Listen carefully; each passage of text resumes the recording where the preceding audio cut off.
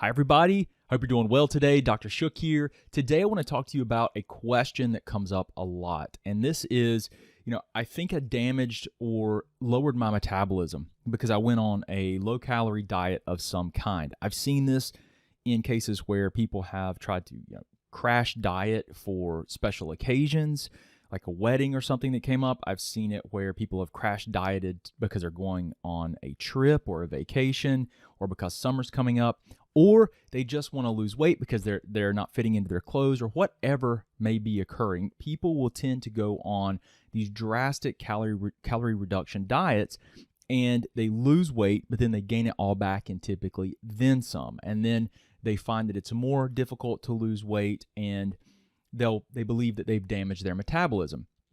And that's really interesting because one of the things that has been shown is that your metabolism can decline 10 to 15% with low-calorie diets. Now, this was research published in 2016, but there have been many studies done that show that low-calorie diets, and typically we're talking, very low-calorie diets that cause the person to lose at least 10% of their body weight. So if someone weighed 200 pounds, they would lose 20 pounds over this period of time. If they weighed 150, you're talking about 15 pounds. And one of the reasons that this is believed to occur is because you basically lose muscle mass, which is a metabolically active tissue. So the less muscle that you have, the lower your metabolism is going to be, because that tissue is more metabolically demanding. But this is a big deal. I mean, if your metabolism can decline 10 to 15%, this that decrease in your ability to burn calories will really add up over time. And if you're not doing things to counteract that, then it's going to be a problem. But the good news is that research did show that this metabolic damage can be reversed by increasing calories, and specifically, focusing more on your protein intake. And this works very well when combined with exercise. And I mean, it makes sense if you think about it. If you're eating more calories, if you're consuming more protein, you're actually improving the quality and the condition of your muscle, which is a very metabolically active tissue. You can raise that metabolic rate. So, one of the things to understand is that reducing your calories is definitely not the answer. This is something that can be very damaging.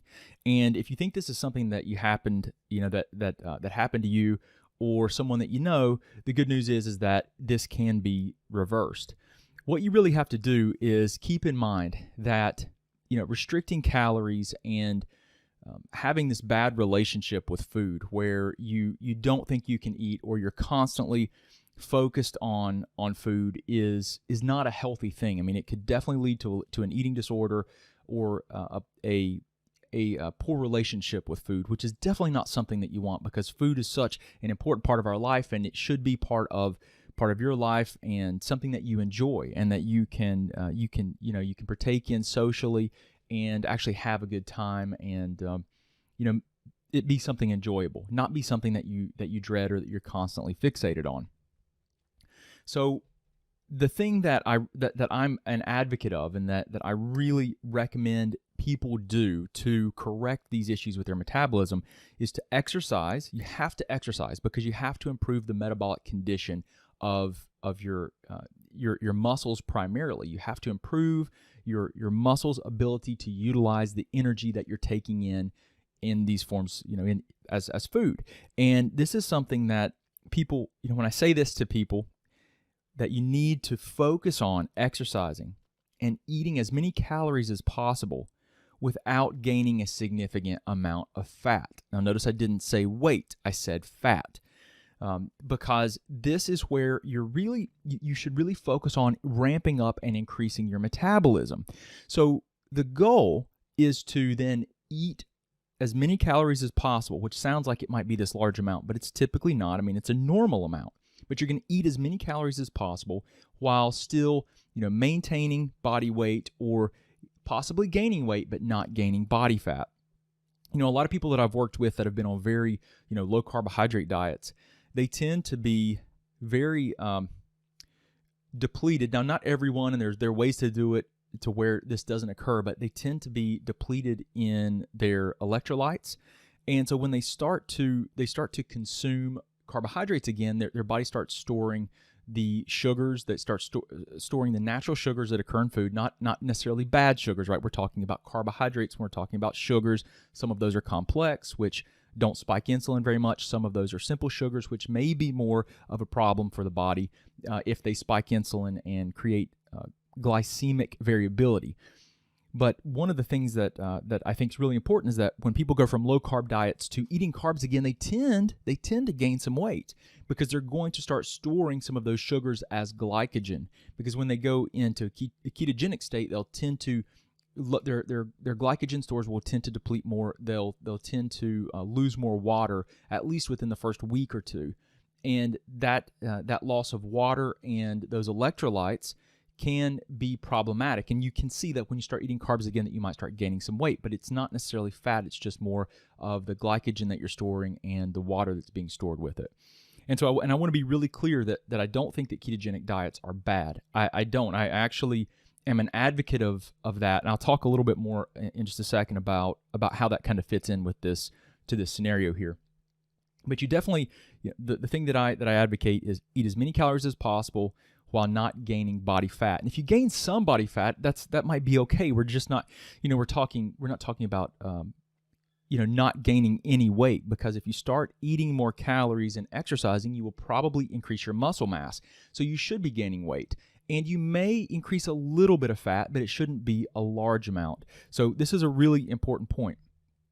The important thing here is that when you do this, when you increase your calories, you increase your protein, you start exercising, your metabolism goes up because you're improving the ability of your muscle, a metabolically active tissue, to utilize the calories that you're taking in. So this allows you to burn more calories for fuel for the muscles. So you can actually have a higher metabolic rate now.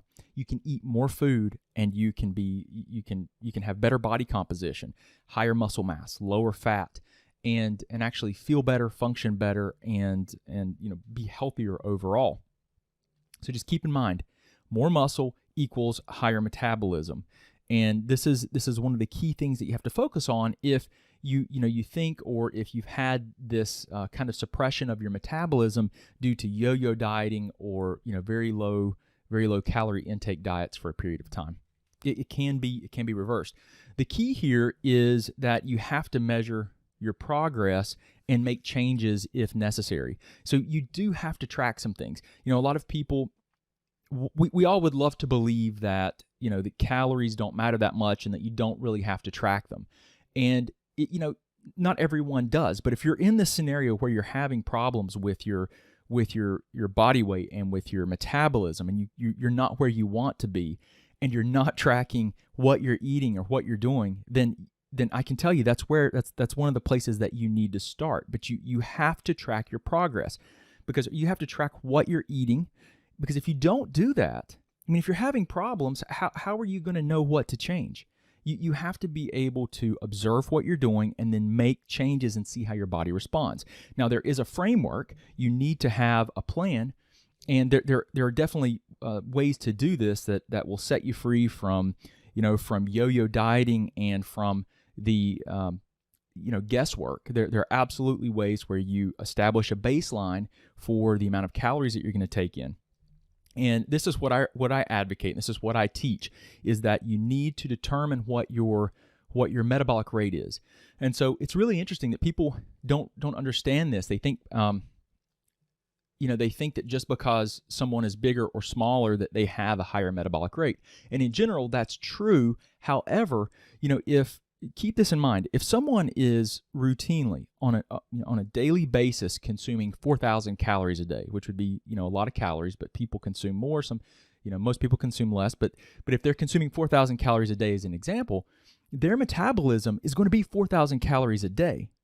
So that's important to understand. Your body is going to utilize, either store or burn the calories that you're consuming.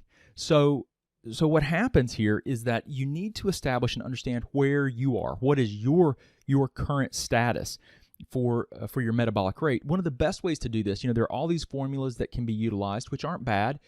There are basal metabolic rate formulas. There are total daily energy expenditure formulas, which help you to try to estimate the calories that you're burning at rest, and then when you factor in your daily activity, how many calories. It helps you to estimate how many calories you're probably burning, so that you have kind of like that break-even point. How many calories you have to eat to maintain your body weight. So if you eat up to, let's say, your total daily energy expenditure, then you're going to, and you eat exactly that many calories, theoretically you're going to maintain your weight. You're not going to lose weight, you're not going to gain weight.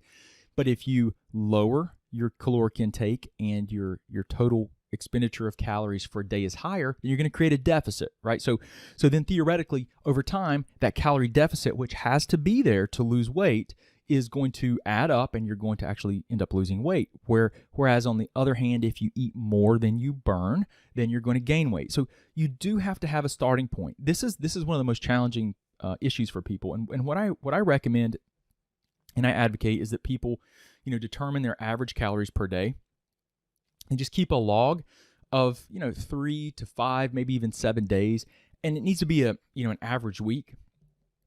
And let's say also an average weekend, so that you have a more normal representation of what you would eat. It can't be like a holiday or something where you're eating out of the ordinary.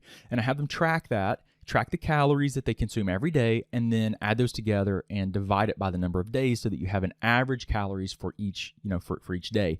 And then that is where I have them start with calculating a few other things and starting to determine how much protein, how much fat, and how many carbohydrates they need to be eating. But we take that number, we take those average calories, and then we allocate those calories to a specific number of protein, of grams of protein, grams of fat, and then carbohydrates. And keep in mind that the protein that you eat every day is essential, because proteins are made up of amino acids. There are essential amino acids, meaning your body cannot synthesize them. They have to come from food that you eat, and they're essential for bodily function.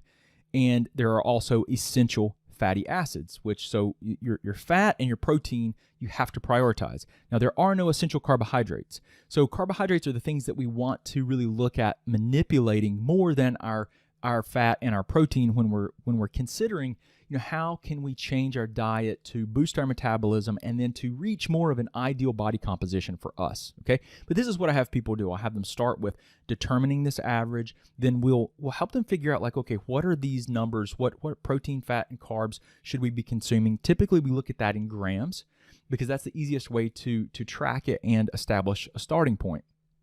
And then once you have the starting point, then what you do is you want to start tracking on a daily basis your progress. So just making sure that you're tracking, okay, how are my proteins, fats, and carbs, how do these macronutrients look? Am I staying within my calorie goals?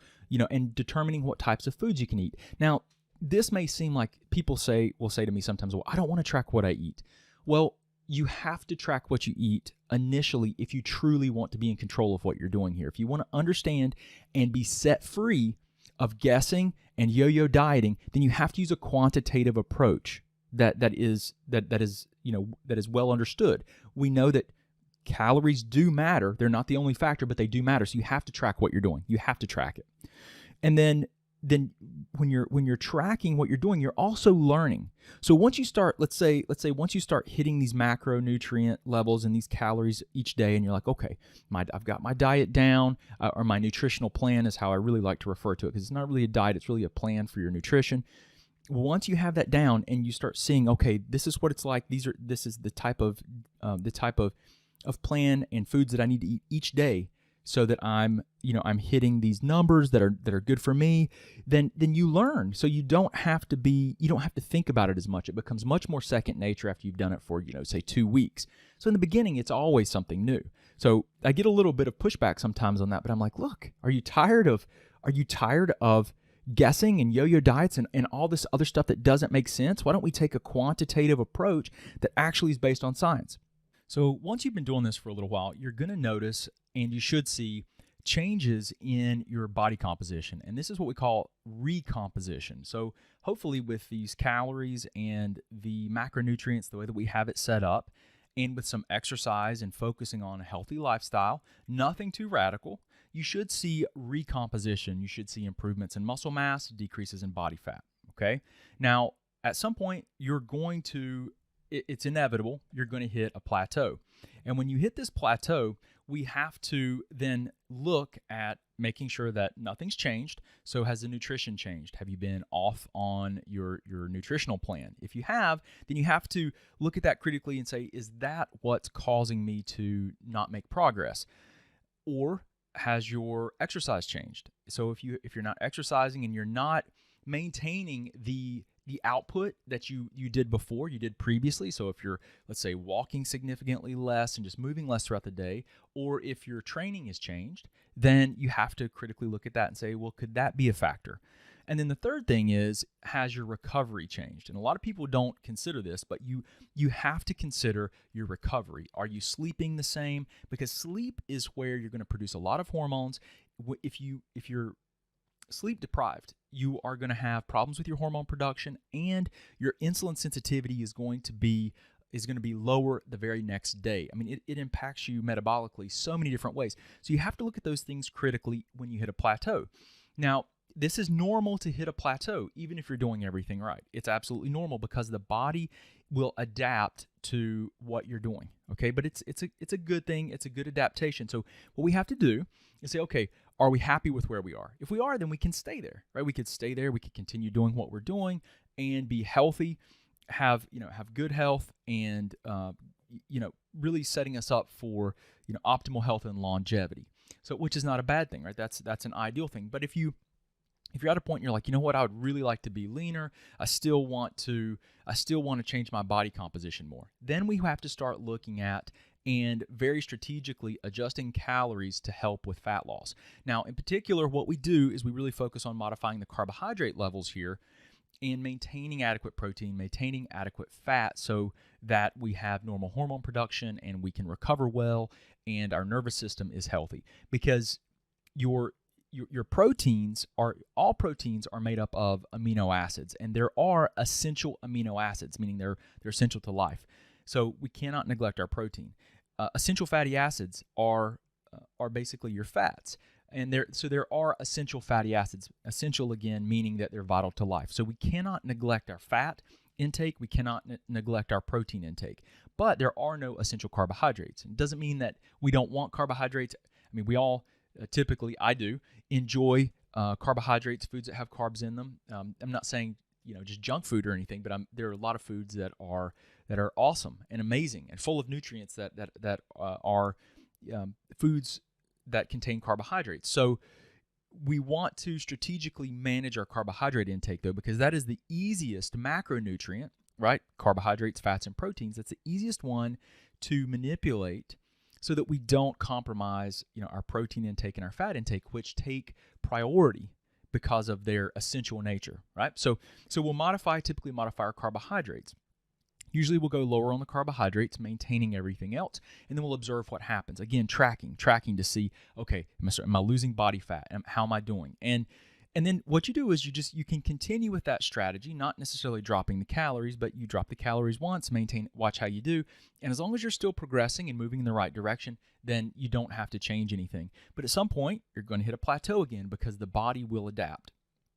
So you don't want to get back in the same situation where you've suppressed your metabolism. Okay, you definitely do not want to do that. So you don't want to continue cutting calories. That's not a healthy thing to do. So you can lower your calories to reach a certain point, and then you really need to increase your calories again. So you need to cycle and go back up in calories. That will allow you to add more muscle mass, to maintain most of your body fat loss. I mean, really, quite frankly, and have energy to perform your exercise routines and feel good and have vibrant health. But you increase the calories again, you add more muscle, you increase your metabolic rate, and then you can cycle back and lower the carbs. And typically, this process of cycling allows you to achieve desired body composition goals and really optimal health for the long term. So this is how we do it. This is how I recommend that people really look at their body composition and their health, because these yo-yo diets and guessing is really just creating a scenario where we're more likely to have, suppressed metabolism and poor health, and not really have an optimal dietary intake for the long term. So if you're interested in any of these things and you want to learn exactly how to go through this process, plus get access to the workouts that I recommend and our Facebook support group, also as part of our program, people get access to a 35% discount on over 25,000 supplements while they're a member. So you can get access to all those things. We have information on combining this information with intermittent fasting and even carbohydrate cycling throughout the week. So this is all stuff that we make available to our members. If you're interested, just go over to fitbody50.com and check it out. When you start any of our programs, you get access to all of these resources. But I do appreciate you hanging out with me today. I hope this has been helpful, and I look forward to talking to you again soon. Thanks.